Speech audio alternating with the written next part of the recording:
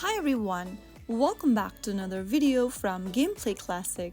In this video, I'm gonna show you how to change your name in Candy Crush Saga. To change your name in Candy Crush Saga, it depends on how you are logged in. First of all, open the Candy Crush Saga application on your mobile device. After you're inside this page, tap on the gear button at the bottom left corner.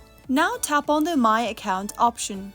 Inside My Account, if you are logged in with your King account on Candy Crush Saga, you can simply go ahead and tap on the Edit button right under your email. Now, inside Edit Account Settings page, you will be able to see the nickname option. Go ahead and type in a new name you'd like to use or update to and tap on Save Changes.